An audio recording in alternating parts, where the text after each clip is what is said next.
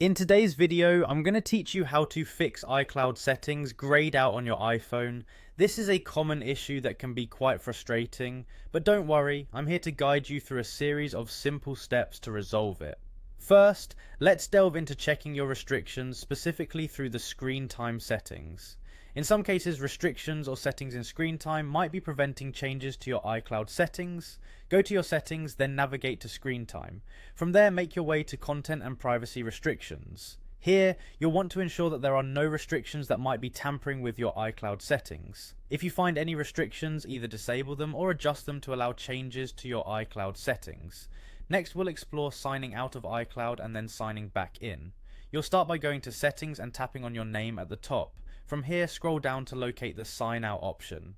Signing out and back in essentially forces your iPhone to refresh all iCloud related data, which could solve the issue.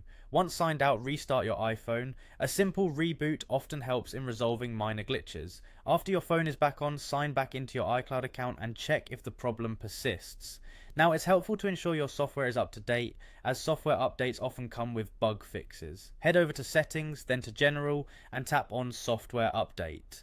If an update is available, make sure you proceed with updating to the latest iOS version.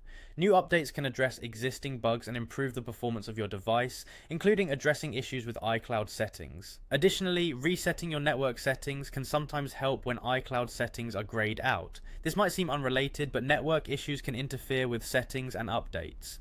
To reset your network settings, go to Settings, then General, then Transfer or Reset iPhone. Choose Reset and then Reset Network Settings.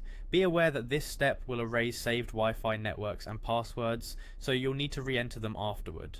Finally, a straightforward but often overlooked solution is simply restarting your iPhone. Power it off and then on again. This can refresh your system and clear any temporary glitches that might be affecting your iCloud settings. With these steps, you should be well on your way to resolving the grayed out iCloud settings on your iPhone.